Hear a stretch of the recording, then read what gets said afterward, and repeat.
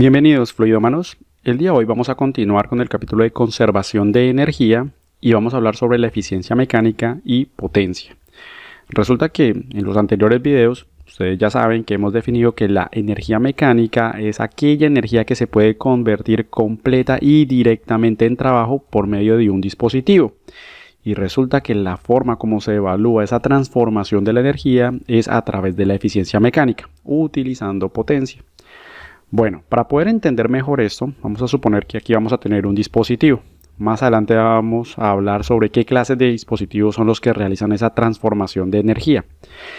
Y resulta que la eficiencia, como nosotros la podemos estimar, es a través de una comparación entre la entrada de energía, es decir, antes de lo que ingresa en el dispositivo, respecto a lo que está saliendo de energía. Entonces prácticamente la forma como podemos computar eso es a través de estas comparaciones, de estas dos. Pero bueno, hagamos un ejemplo para entender mejor este concepto y vamos a plantear tres casos diferentes para que podamos deducir la ecuación fácilmente. Ahora, para este ejemplo vamos a hacer una pequeña tabla.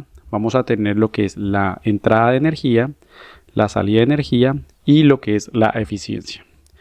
Resulta que para este primer caso, esto vamos a tener que va a ingresar 125. No nos vamos a preocupar por ahora por unidades ni por qué estamos hablando. Vamos a decir solamente entra 125, un valor. Y cuando medimos la energía que sale o lo que esté asociado a la energía, en este caso va a ser 125.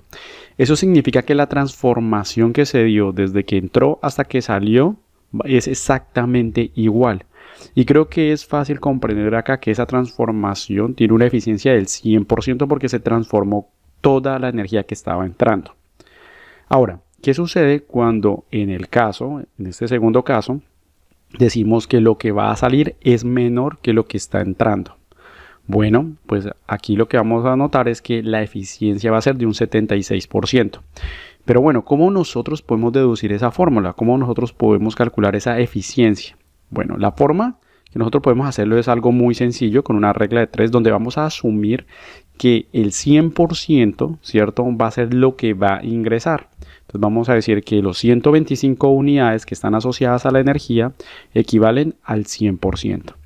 Y nos pueden calcular cuánto es lo que equivale 95 unidades de energía, ¿cierto? Entonces ustedes ya saben que cuando se hace esta regla de 3, pues es prácticamente 95 multiplicado por 100 dividido 125 y eso me tiene que dar la eficiencia o me tiene que dar el porcentaje de lo que equivale estas unidades asociadas a la energía. Entonces cuando construimos la ecuación nos va a quedar de esta forma. Y como resultado vamos a tener que es un 76%. Pero en la gran mayoría de los ejercicios y de los casos no se da un porcentaje. A veces para facilitar las operaciones simplemente se ignora el tema del porcentaje y se da en forma decimal, donde 1 equivaldría al 100%, ¿no? Entonces en este caso sería 0.76. Ahora vamos a plantear un último caso y es cuando la salida de energía es mayor a lo que está ingresando, ¿cierto?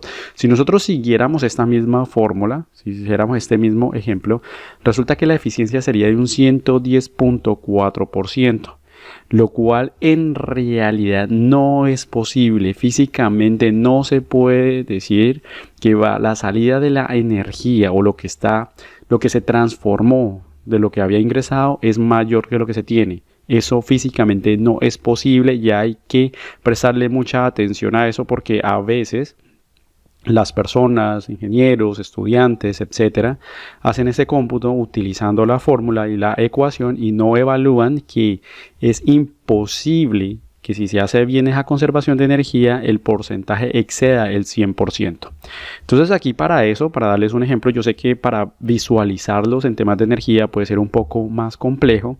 Entonces decidí hacer una analogía con lo que es una conservación de masa, porque podemos fácilmente hablar en lo que son kilogramos o en lo que son metros cúbicos, ¿no? Entonces, si ustedes recuerdan cuando hablábamos de conservación de masa, algunos ejemplos o algunas asociaciones eran relacionadas con un tanque de agua, ¿cierto? Entonces, supongamos que tenemos nuestro tanque de agua acá y que vamos a ingresarle 5 metros cúbicos, ¿cierto? Es lo que nos está pidiendo. Y va a estar totalmente lleno ese tanque de agua con esos 5 metros cúbicos. Pero resulta que nos están pidiendo que tenemos que sacarle 10 metros cúbicos. ¿Eso qué significaría? Que prácticamente tendríamos que sacarle el doble de lo que se está depositando o lo que está almacenado dentro de ese tanque. Eso sería el 200%. Y eso significa que no es posible. Uno no le puede pedir al sistema o al dispositivo o al tanque que nos dé la energía que no tiene, o en este caso o en esa analogía, el agua o el fluido que no está almacenado. Entonces prácticamente, les repito, no puede exceder el 100% la eficiencia. De hecho, lo normal es que sea menor del 100% porque siempre van a existir unas pérdidas. Entonces, ¿cómo nosotros podemos generalizar esta fórmula? Bueno, eso es algo muy sencillo. Tenemos acá que la eficiencia mecánica, ¿cierto?, va a ser igual a la salida de energía mecánica dividido a la entrada de la energía mecánica. Bueno, ahora, hay un concepto muy interesante y que de pronto en algunas veces se escapa. Y es que aquí en esta analogía yo les mencioné a ustedes que se iba a llenar con 5 metros cúbicos y que se iba a extraer 10 metros cúbicos. Claro, eso es posible. Sin embargo, cuando uno está llenando el tanque, es decir, cuando se está transfiriendo el fluido a un depósito, se hace a través de un flujo, ¿cierto? Recuerden que hablábamos caudales o flujo másico. Y estos flujos que se están dando acá tienen que ser en metros cúbicos por segundo. Si sería en este caso pues lo que es el caudal o flujo volumétrico. ¿Correcto? Lo mismo sucede cuando hablamos de conservación de energía. Se tienen que hablar de flujos de energía, es decir, tiene que ser un flujo de energía que entra y un flujo de energía que sale. Así que no puede ser directamente aplicar en energía, sino que en flujo, sobre todo cuando se habla de mediciones, ¿no? Porque se habla que se va a medir cuánta energía está entrando, cuánta energía está saliendo, pero esos son en realidad flujos y la forma correcta de expresarlo es a través de las potencias, ¿cierto? Entonces vamos a tener que un flujo de energía que entra, ¿cierto?, va a estar acá en la parte de abajo y en la parte de arriba vamos a tener un flujo de energía que sale o una potencia que sale dividido por una potencia que ha entrado. Ahora, ¿cómo nosotros podemos, qué unidades están relacionadas con la potencia? Bueno, en algunos casos le dicen watts y en español sería vatios, y cuando hacemos esa descomposición de unidades nos vamos a encontrar que esos vatios pues va a ser igual a los joules, que es unidad de energía, sobre segundos, que es unidad de tiempo. Si descomponemos los joules nos vamos a dar cuenta que tenemos que son las newtons metros, que son las unidades de trabajo, y vamos a tener que acá abajo los mismos segundos.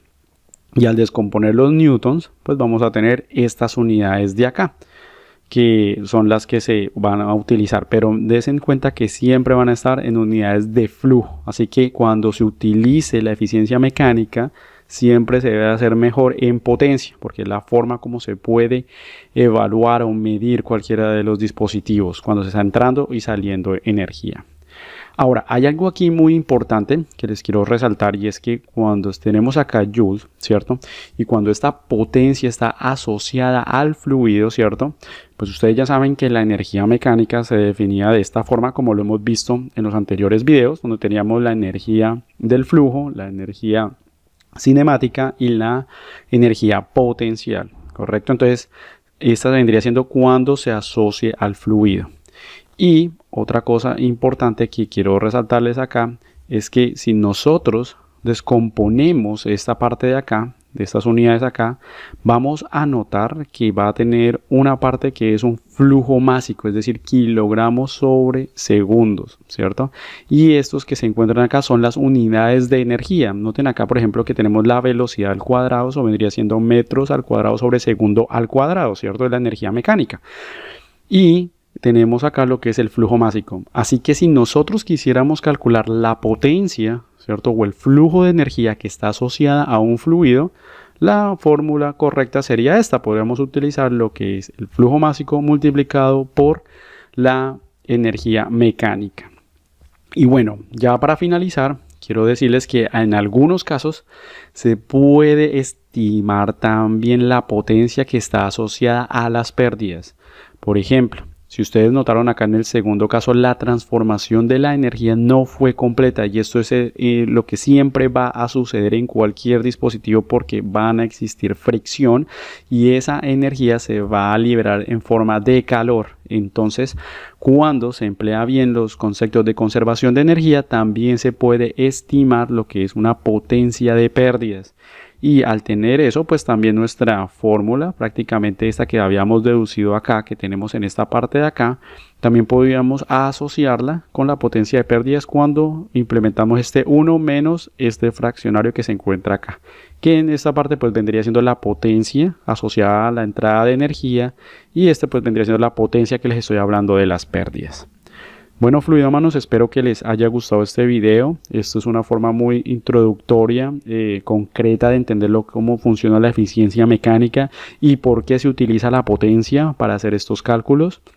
Recuerden que pueden compartir, suscribirse, que es la mejor forma de apoyar este proyecto. Nos vemos en una próxima.